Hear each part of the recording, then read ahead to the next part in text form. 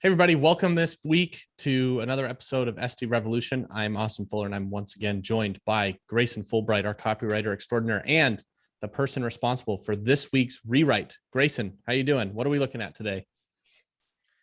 Doing really well. I'm pretty excited because we tend to look at the messaging of other people that we've either kind of come across or that has been submitted. But this week, I wanted to look at what I am doing internally. And specifically, I wanted to look beyond just what good messaging could look like or how you could position messaging for a situation and really dive into the testing.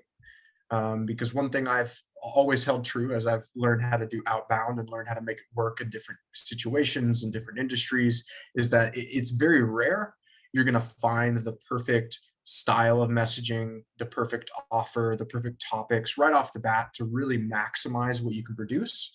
So testing is one of the ways that I'm able to, regardless of the situation, really dig into what the engagement data is telling me, what the audience is telling me, to try to find that perfect point between messaging and who we're actually going after.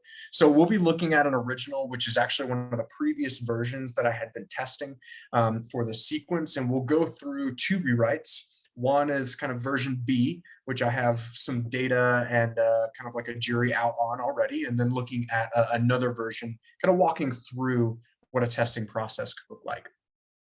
Nice. This is really important. If you have your own business, if you're an SDR, if you're in sales and you're generating outbound pipeline, this is going to be cool because it's very important to know how to set up your tests to get good data back and to know what changes to make, because the better your test, the faster you're going to increase your conversion rate. So I will pull up the rewrite here for you and I will go ahead and read it. So what you're saying is this is your V1 that you sent out, right? This original that we're looking at here. And then Correct. The rewrites will be other versions and iterations that you have written based off your testing, right? Right. Cool. All right. Here's the original. I took a look through your product catalog today and was curious how your company calculates its shipping and handling costs. Today's consumers compare similar brands against each other before they purchase anything online, which often forces e-commerce stores to compete for conversions by lowering their upfront fulfillment costs. After reviewing your products and pricing, I'm hoping to show you how top online stores like this store, and this store use our brand to increase online conversions and provide competitive purchasing experiences for customers. Can I follow up with more information? All right. So initially, my impressions on your email is it's very story focused. It talks about it talks about their current state. It opens up with, it gets the reader's mind thinking about how they currently calculate their shipping and handling costs. And I assume this is an e-commerce, an e-commerce company that you're targeting.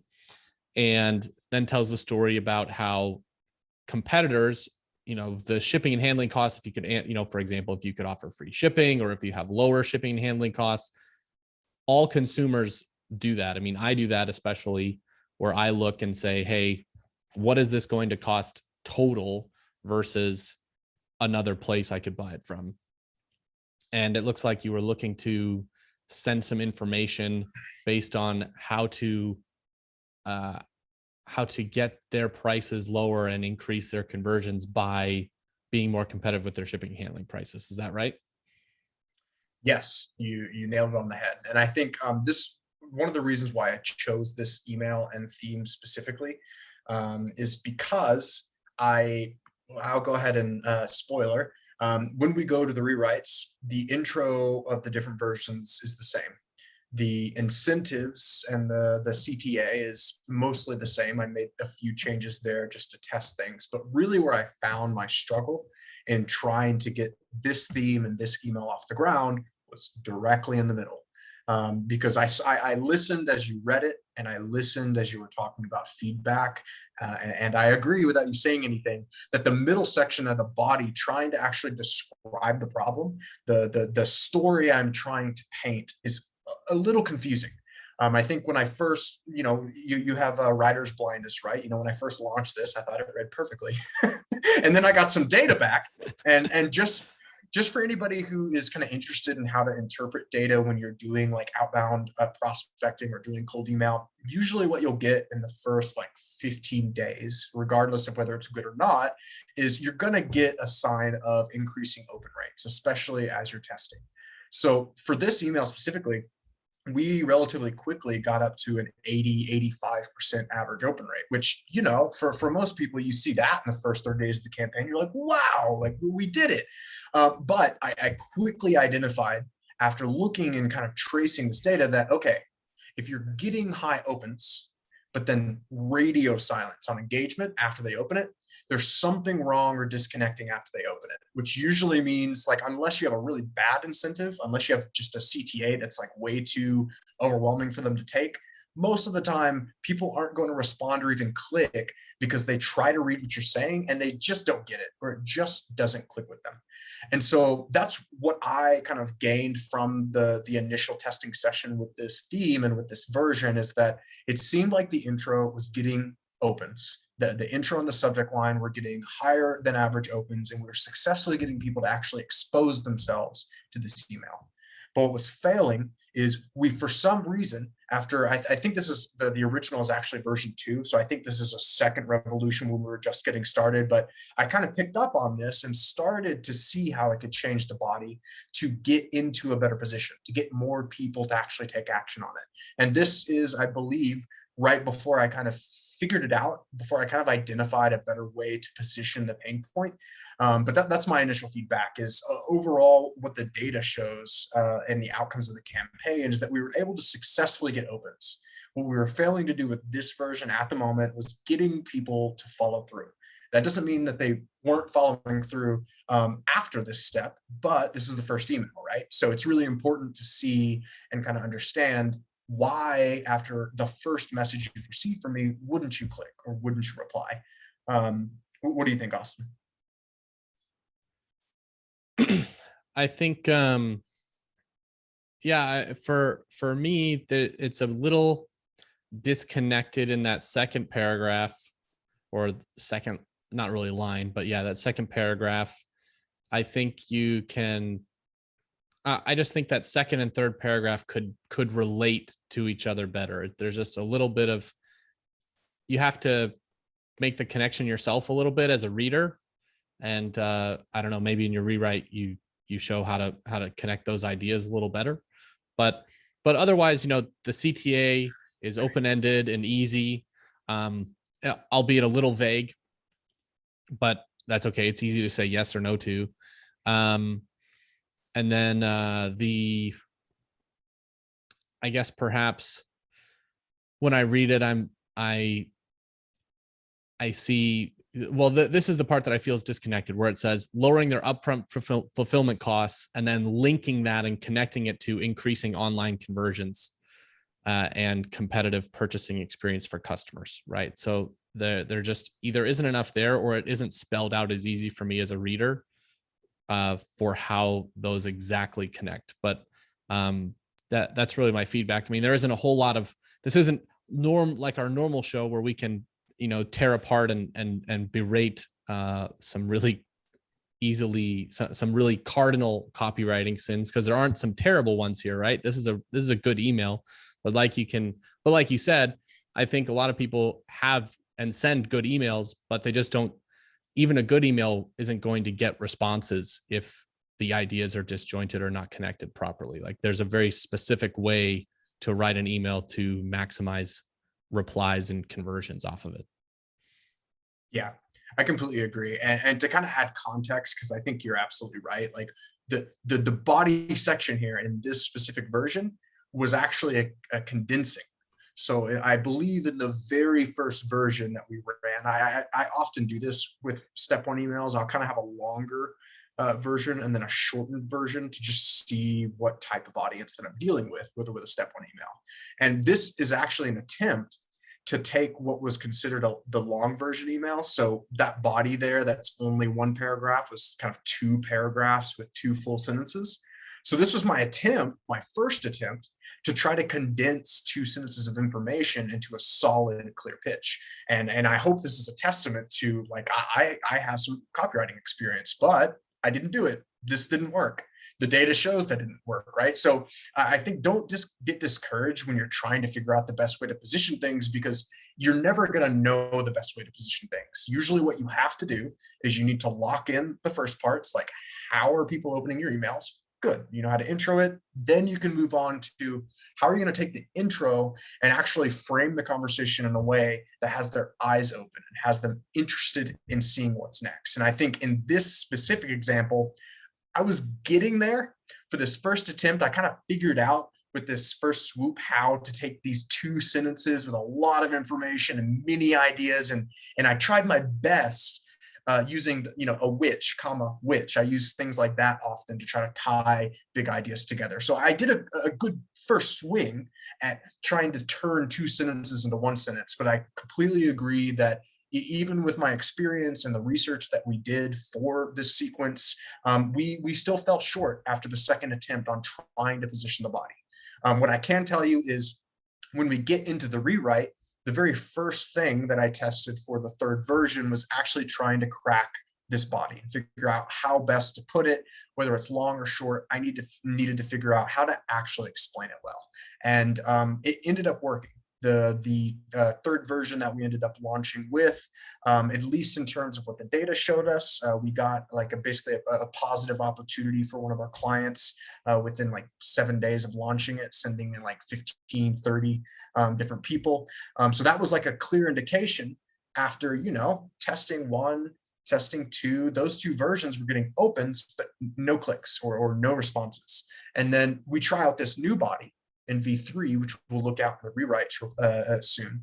And immediately the actual engagement levels from open to response changed. We were actually able to not only maintain the open rates, but then land a positive opportunity that we could trace back to a specific change that we made. And I think that is the beauty of testing, really. If I would have just been throwing different ways at trying to talk about this topic over and over again, changing a bunch of different things every time I do, I might decrease the open rate and make testing harder. I might get positive responses for a reason I don't understand. Or what usually happens is you make a bunch of changes and then all of a sudden either things are the same or you're getting more negative responses, but you don't know why, because you didn't really pinpoint that exact focus that you wanted to look at to try to get a reading for what is your intro doing, what is your body doing, and then what is the end of your email doing. Nice. I think with that, let's go ahead and look at the rewrites, shall we? Let's do it. All right, here we go. All right, so is version A your V3 or is version B your V3? Version A is my V3, so I added a little title on both of them. So version A is me trying to then test that body, trying to test a new way to position this pain point that I've been trying to explain. It worked. I kind of gave that away. And then version B is saying, okay, great. We found a body that people are understanding and that's resonating with them. Now I'm starting to dial into the types of CTAs and how I transition into those CTAs. Cool. So I'll read through these real quick and we'll break them down.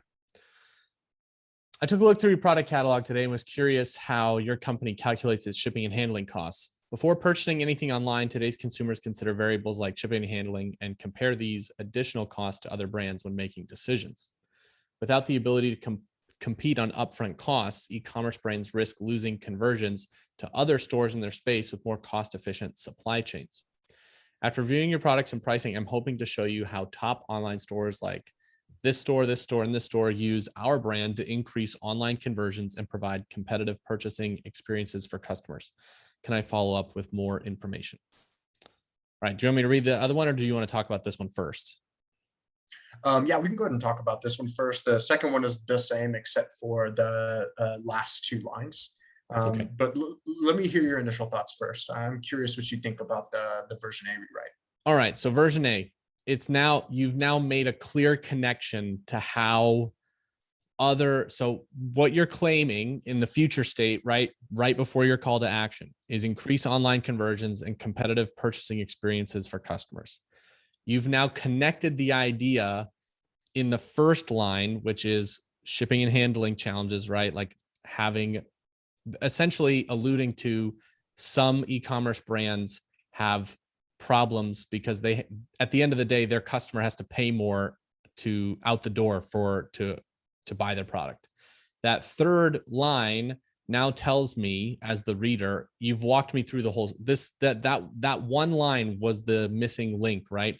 I now know, okay, what you're saying is I'm losing business or I'm losing conversions to other e-commerce stores because their out the door price is better than mine because they've done a better job with their shipping and handling or their wholesale price. Somewhere in their supply chain, they're besting me and I'm losing conversions because my prices are higher, even though the item may be priced the same on our site, right? When they get to checkout and have to put in their credit card, our price is higher. I'm losing business because other stores have lower prices because they work with you guys. So the story is much, I don't have to, before I knew what you were saying, but I had to think about it. I had to put the pieces together myself. But with this, without the ability line, it's put together for me. And so now the call to action at the end becomes, now I know whether this is relevant to me or not, and can quickly make a decision. Yes, I'll reply to you, or no, I don't want to talk about this, or whatever, right? Like I don't have to think about, wait, what is he saying? Should I reply? It's, I know what he's saying. Do I need it? Yes or no? Which is where you want your prospect to be when you're reading their email. Because guess what? You want people to self-select out if it's not relevant, but you don't want the people that it would apply to, that would say yes, to have to put together that they're actually the relevant audience. You need them to know they're the relevant audience and yes, and then reply to the CTA, make the CTA easy to reply to.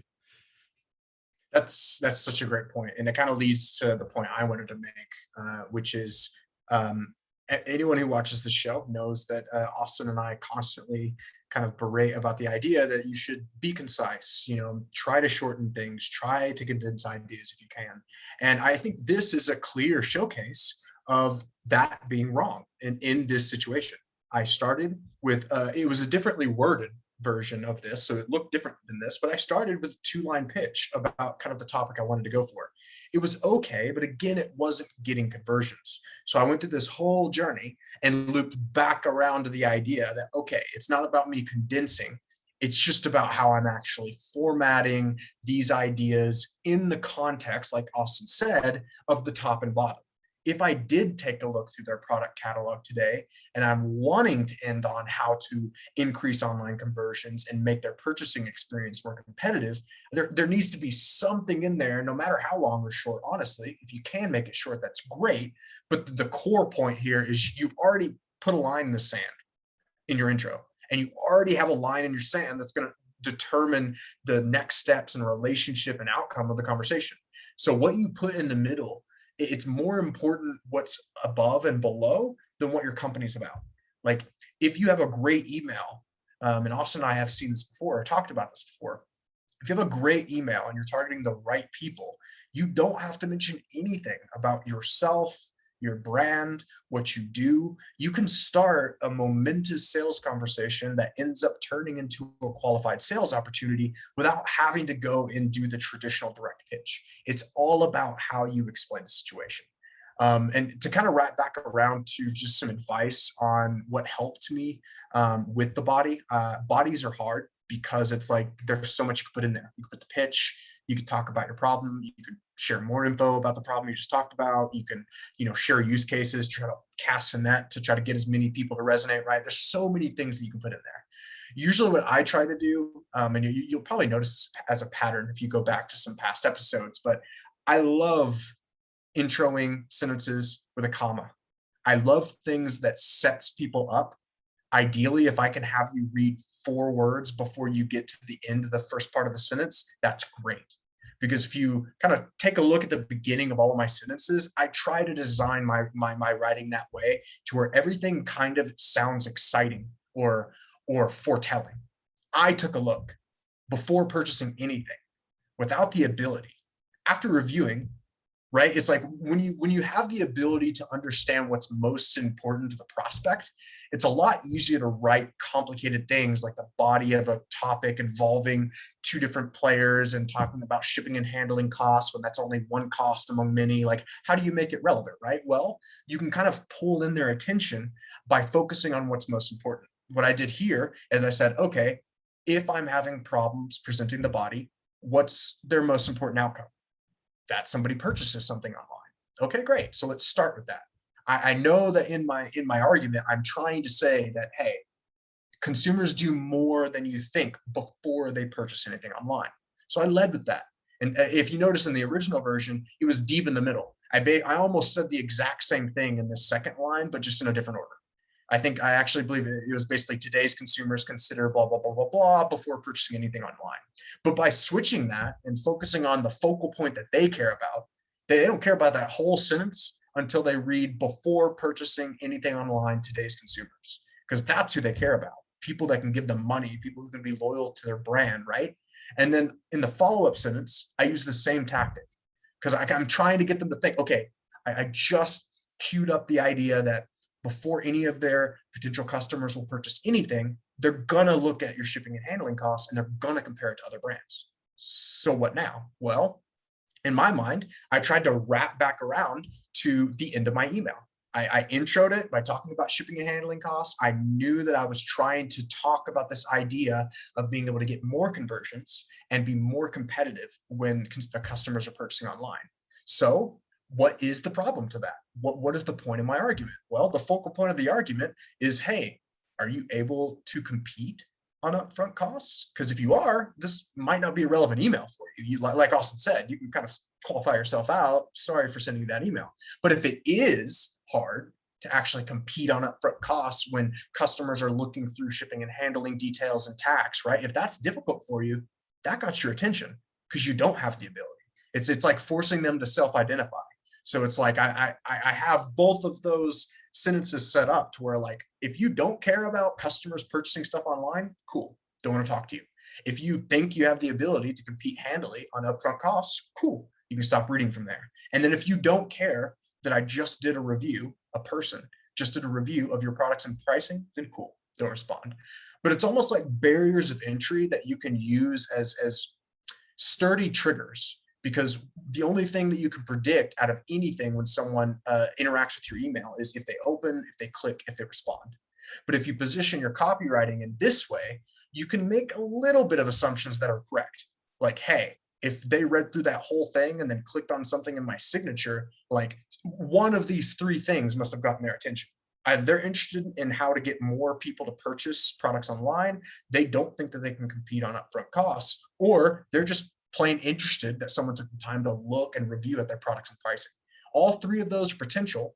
They might not all three be correct because, of course, we're just making predictions. But that is the soul of testing, is trying to control for so much in how you structure your messaging that you can make some assumptions that you can test against and put data against it and say, well, even if it is or isn't true, here's what 50 or 100 sins did, versus not doing that. And I think that's one tip that we haven't really talked about in this series so far, but I do want to make that like clear advice. Like, if you have problems writing your emails, especially in the body, try to make just an intro piece of the sentence that is going to lead to the rest of the sentence: before, without, with, after, if, things like that can get people thinking without you having to blow the entire idea in one sentence. Prepositions. Yeah. See, No, I don't know grammar school. I didn't know the word. I've just been walking around it the entire show. No, but I do the same thing in my writing, where I use a prepositional phrase separated with a comma to frame important information, right? I think it's an important thing. It's how you can emphasize something without formatting, that it makes it easier.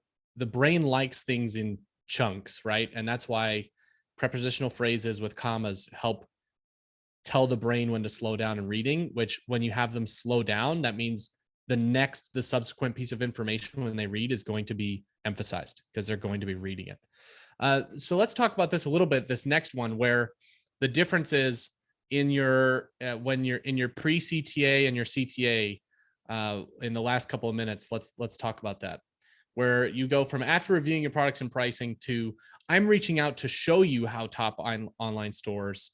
And then I think everything else is the same there. And then your CTA changes from can I follow up with more information to can I follow up with more info to see if it makes sense to connect further.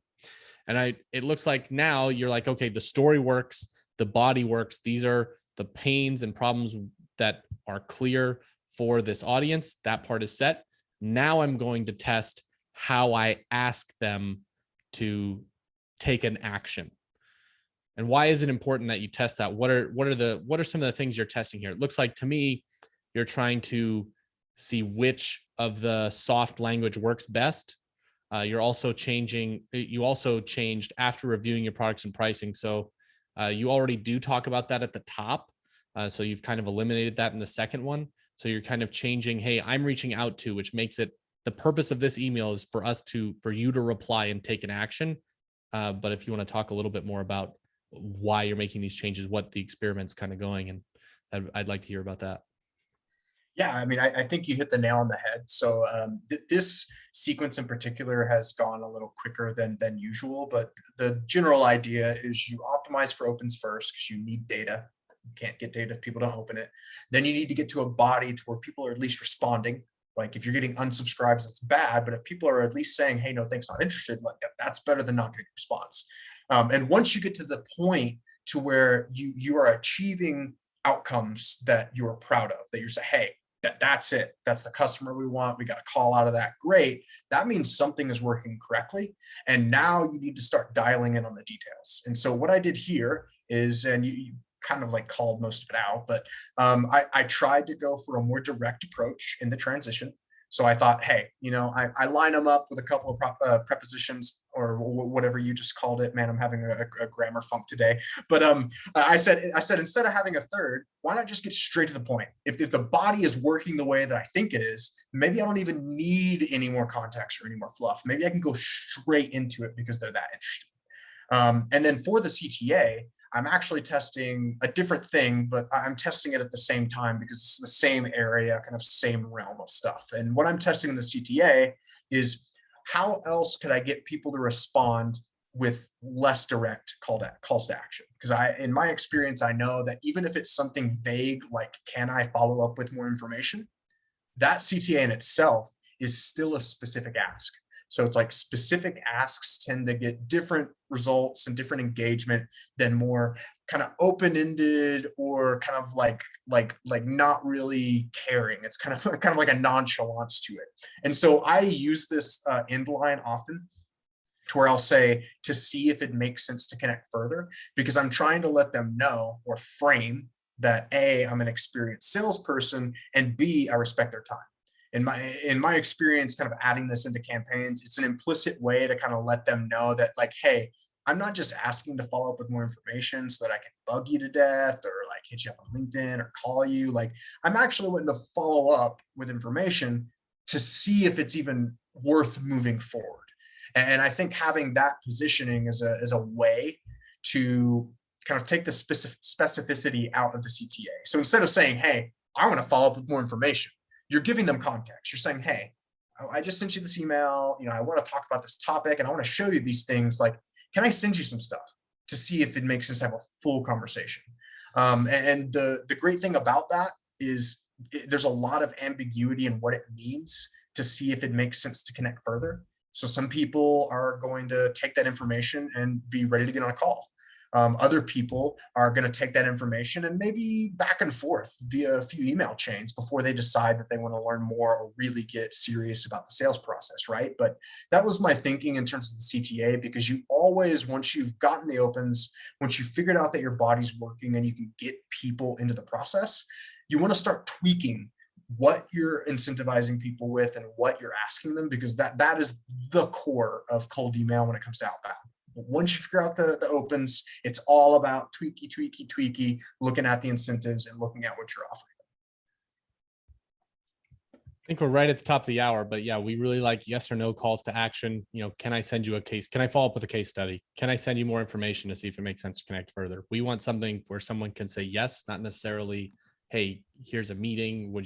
Do you have 15 minutes? All of these things. It's not a yes or no, right? Like, when is a good time to talk, like that. It's not a yes or no. We like yeses and nos because we want responses, because responses create conversations, and it's much easier to set up a yes or no call to action than it is to get somebody emotionally converted to some other action in one email, right? You can do it in subsequent emails and in subsequent interactions, but it's very, very hard to do just in the body of an email. So for some context, I think it's time to wrap up. We're at 12 o'clock. This has been awesome All to right. see. It's been a really great, 12 o'clock Eastern, I should say, depending on where you are. But this has been an awesome breakdown. If you'd like the templates, the rewrites, message Grayson and I on LinkedIn. We can definitely get you a copy of the emails if you think that'd be something useful for you. Also, we'll be here 11:30 a.m. Eastern time every Monday doing SDRescue. You can connect with us on LinkedIn. Send us your rewrites if you have some.